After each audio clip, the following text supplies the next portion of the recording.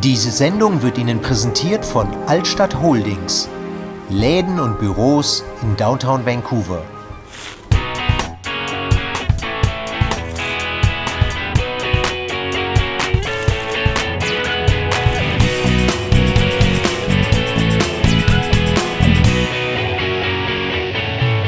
Hallo und herzlich willkommen zu einer neuen Sendung von AhornTV. Wir haben heute einen Gast bei uns im Studio, und zwar die Melanie Dekker. Und sie hat eine Gitarre dabei, wie ihr seht. Sie ist nämlich Musikerin und vielleicht stellst du dich einfach selbst mal kurz ein bisschen vor. I think I can play a song for you to start. Yeah. If you like.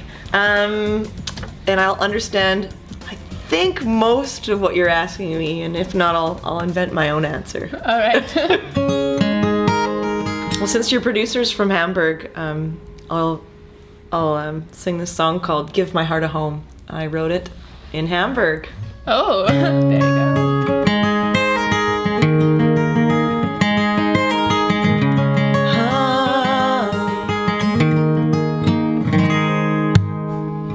So you drove through the night to surprise me, and our hands locked as our feet swayed from the dawn.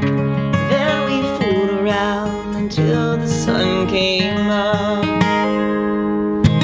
Next you wrote me letters, beautifully revealing, oh, patiently waiting.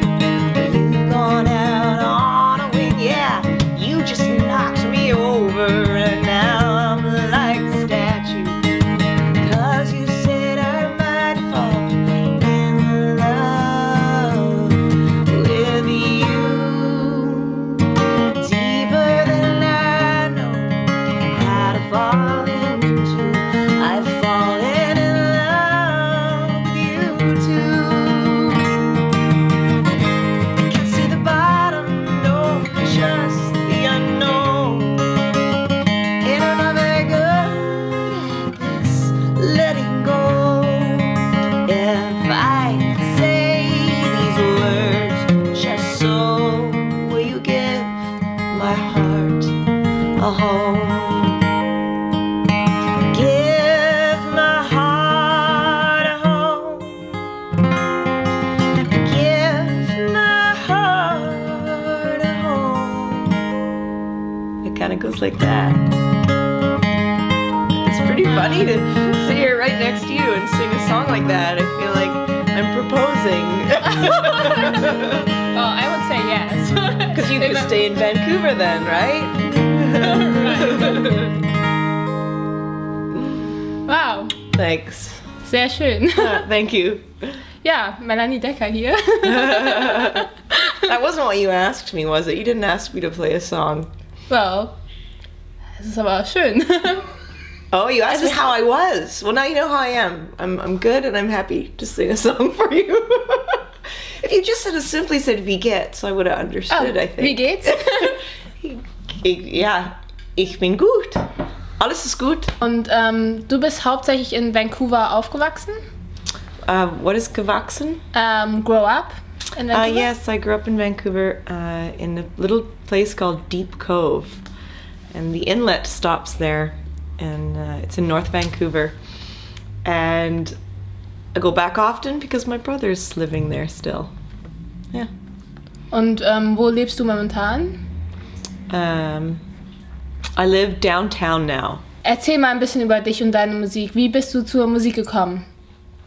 Oh, How did that happen? maybe that's something that it's similar for everyone. I'm not sure. Music came to me, so I heard somebody singing in a pub when I was quite young. Back when we were still allowed to be in pubs when we were younger, because they don't allow that in Canada, and at least not now. And I was fascinated. A guy was sitting there playing his guitar close to Mount Baker on at a ski resort, and I thought, I love it. And then next I heard a girl sing in high school, and I thought, I want to do that. So it started there. It started in early high school. Und ab da wusstest du, dass du auf jeden Fall Musikerin werden möchtest? You knew you would be become a musician? I knew I wanted it. I tend to dream pretty big, but I didn't know then I was going to be a musician.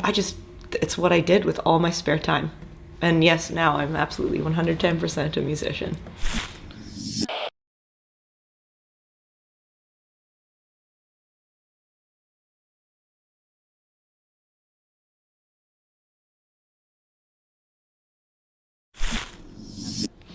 Und wie war die Erfahrung in Afghanistan? Wie gespannt war die Situation? How tense was the situation there? I went to the most tense situation. I wouldn't have known that at the time. I was there December 2009. I'd never been to a war torn country. I went to sing for the troops and basically anybody that would listen, but at the time it was organized for Canadian, German, Dutch, and American troops, and anyone that was around for Christmas time. And I sang an unrecommended amount of times for the troops. I think I sang 11 concerts in 2 days. That's quite a lot. And I don't know exactly where I was because it was better off that we didn't know. It was sort of secretive information. I was flown in with a helicopter, so myself and a comedian were able to do shows for people at Christmas time. And it was very dangerous. I know that now. I wasn't dumb going into it, but I had no time to think about how dangerous it was. In my mind, I had to go there and give a Christmas present. And succeeded. And it was the best Christmas I've ever had. Really. Wow. Like, just really to do that, and I'm playing music for people who want something, who aren't home. They're not home for Christmas, and what can you give someone who wants to be home for Christmas, right? So the Canadian government gave them music and comedy, and that sounds excellent. Great. And if I wasn't talking about it today because I didn't make it home, my close friends would still know. I had to go do it. Du wolltest uns jetzt noch deinen Song vorspielen, Fallen Wounded Soldier? Yeah. Is that right? It's called Fallen Wounded Soldier, and it's not on my new record. It's on a record called Revealed, and this is the song that got the attention of our general, and that's why I ended up in Afghanistan. So.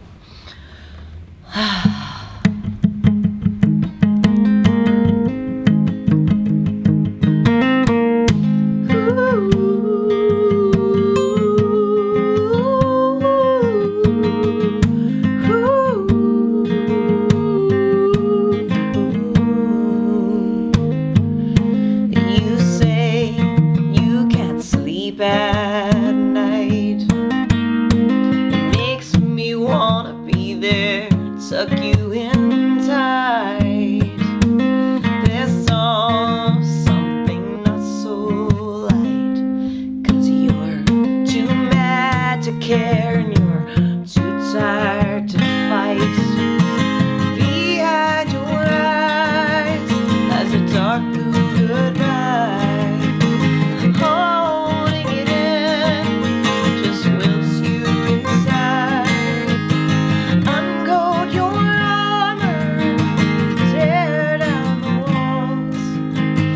Another wounded soldier trying not to fall.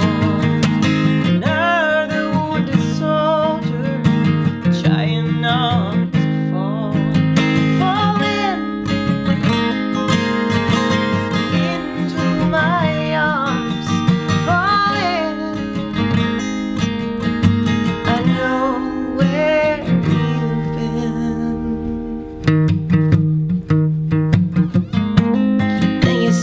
Love lives inside the enemy. Do you see more of who you thought you could be? Please share your purple heart stories with me. Falling in love is the greatest act of bravery. Behind your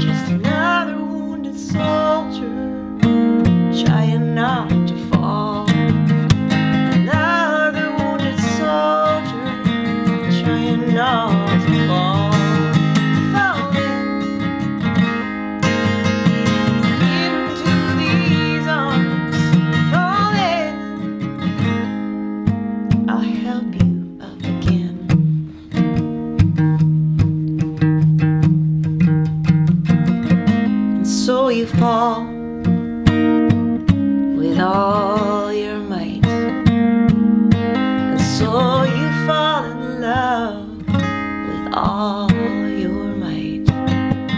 Ooh.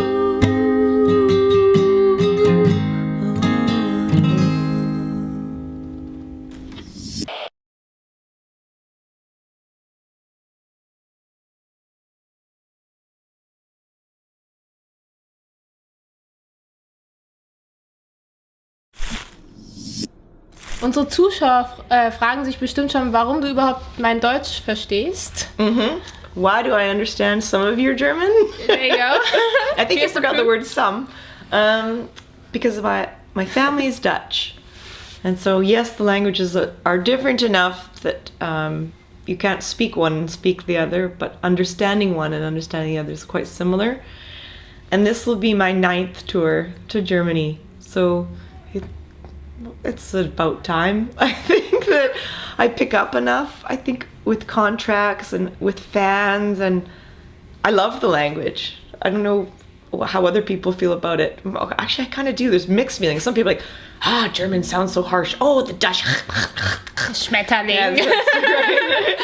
And yet I just think it's just so much fun to pick up words, and I think I know that I haven't tried it enough. So I feel that speaking German is, I don't want to say it's difficult, I haven't tried it enough. So I'm a little shy when it comes to that. But I feel like my ears are getting bigger and bigger for the language, which makes me excited. Hast du irgendein Wort oder einen Satz, den du gerne auf Deutsch sagst oder den du auf Konzerten vielleicht sagst? Do I use German in my concerts? Yeah. Is that what you're asking? Oh yeah, sure. The phrases that I've learned that day. I mean, anything, of course. I love it. For me, I make music that I hope will connect with people. I make music because I'm motivated by the way that people connect. And so it's very natural for me to use German in my concerts if I'm saying something on stage. If I'm telling a story, it's still better I do it in English. Yeah. Hast du ein Beispiel, was du zum Beispiel sagst? Do you have an example for us in German? Ja, ich möchte einen kleinen Tisch für meine CDs verkaufen, bitte. Something like that. Yeah, I think I understand. Ein Kaffee, bitte, ohne Zucker. Something like that. It's just, I think, basic. I don't know. Stop. I'm nervous to try. Oh, don't worry about it. I know now that I need to avoid Wildschwein when I'm going for a run in the woods. And I know how to find the Frühstückszimmer in a hotel. These things, you know. Ich habe auch gesehen auf einem deiner Videos, dass du gesungen hast, spontan Don't Forget the Schwein. Oh gosh, this video. Okay, so this is actually also what happened in Hamburg for the producer. What happened was, I was told when I got to the concert that that this concert was not paid by a regular tip box. It's a very small venue that's always full in Norderstedt. It's called, I think it's called the Star or the Norderstedt. And they said to me, you have to tell people to put money in the Schwein, but you must do it before the last song. And I'd started the last song, and it was like, and my brain's going, oh no, I totally forgot the Schwein. And it's televised, so you can't go back, right? It's like, I thought, quickly, I know the song well enough, maybe I can come up with enough words that I'm telling people, please don't forget the Schwein. My poor band is falling apart because they're like, what is she doing? But okay, we'll try and play along with the violin and the piano, and they're laughing because they're realizing what's happened.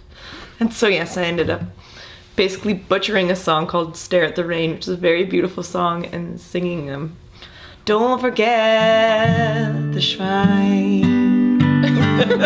So, and this has ended up on television, and see, things get out there on the internet. You have to be careful what you do. So yeah, we learn what, and I think Schwein is lucky. So Yeah. it's not the worst thing. In English, you wouldn't want to be singing about a pig. It wouldn't be thought of as lucky unless you were Chinese. That's true. Und wie hast du so das deutsche Publikum empfunden? Wie ist das deutsche Publikum unterschiedlich vom kanadischen? How did I find? The German audience. You know, I'm Canadian, so I also feel like I have to take care when I say that. But I feel that the German culture has been cultured with music for a very long time. I feel that most of the greatest composers in the world have come from Germany, have come from Austria, have come from these regions, and at a very young age, it appears that you've already been exposed to that, exposed to classical music, exposed to concerts. So when I'm playing a concert for 100, 200, 500 people or greater, I feel like the attention span is longer for German audiences. My concerts are about 45 minutes longer in Germany. Oh. I have just as much fun. I'm fired up in the same way. I feel the people that are coming to my concerts because of YouTube, they know they like the chances that they like it are already good. So it's not a big, I take a real chance here and see if I like this. People pretty much have done their homework before they get to a concert. And so I feel a little bit like, let's go to the biggest living room we can find, and I'm going to share what happened to me today, and I'm going to share songs with you. And with the Canadian audience, I feel like I have an hour maximum. And I think it's because, I don't know, we just haven't been brought up in that same way to really, let's relax and just watch a concert. We have a lot of, you probably do too, but you know, in the first few minutes, they're holding their cell phone up for many, many songs. But then they're not really listening to the concert anymore. You know, it takes something away, and it takes a lot away from the musician too, but we have to get over it. It's out there. And in Germany, I rarely ever see video and cameras. There's a real, and it helps me with it's a connection. I'm here to listen to the music, whether they love it or not. Like, you know, I can't see, that guy loves it and she doesn't really like it so much. They're there with me for this time. And I love it. Yeah, and actually in Germany, one of the best concerts I've ever been. It was actually, they told us, like, one person was having his camera on, and he seemed to be like a huge fan. He seemed to be someone who would go to every concert after, like, follow that person around. Yeah. And the musicians saw it. It was a sitting concert, and he saw, like, could you please turn off your cell phone? Yeah. And it was the best concert ever because the tension was just gone. Interesting. It's really hard to say it from the stage, to ask someone to put it away, because the person watching it or taking the footage is usually a fan. And so it's an uncomfortable moment where I have to say, hey, can you put your camera away? And you're like, I paid to get in. I just wanted to, but it's not because I don't want you to share your footage with the rest of the world. It's because I don't have, there's something between me and you. That's for me, that's where and then if there's 2 to 3 up to maybe 500 people, past 500 people, then okay, there might as well be 10,000 cell phones, because I already have that distance. But in a close, intimate environment, it's interesting. And sometimes it's hard to ask the audience. Yeah.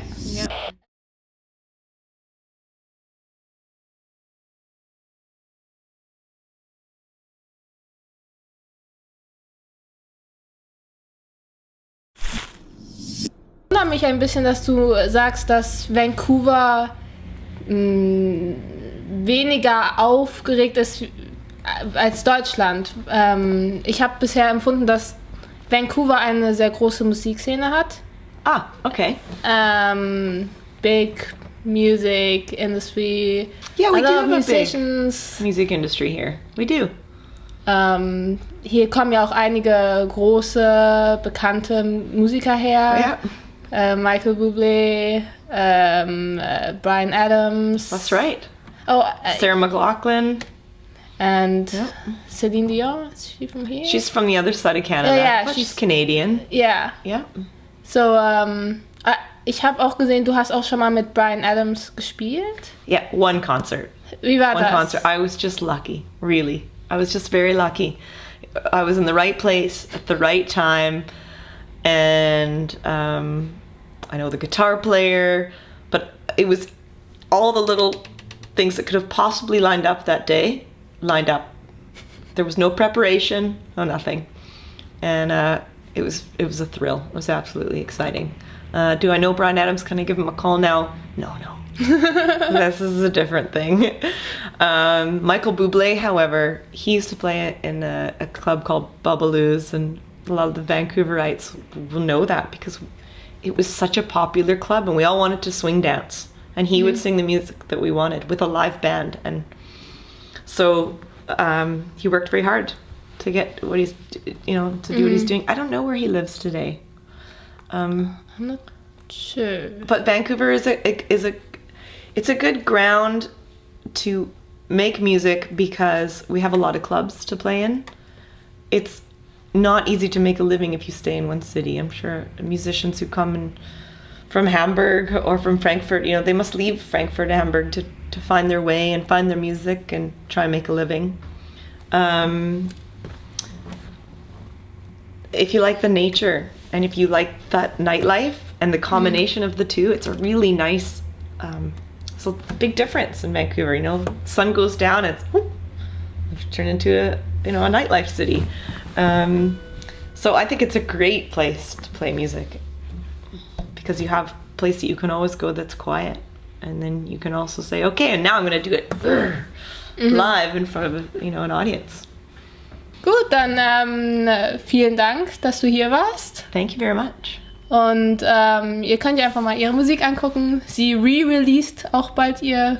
That's right, the Distant Star album. I understand what you're saying. The Distant Star album's coming out again, and we're doing that because we've added some songs, and a German label is working with me. So it's kind of exciting because I did the first one, like it becomes a mini version of the one that I release is my own version, and then there's their version, and I've added a song that you probably know. It's called Moosey Den. But I'm not going to play it for you right now. I'll play you Distant Star. Okay. I'd like to be yours. It's going to sound like we're getting married again. Oh, again. I'd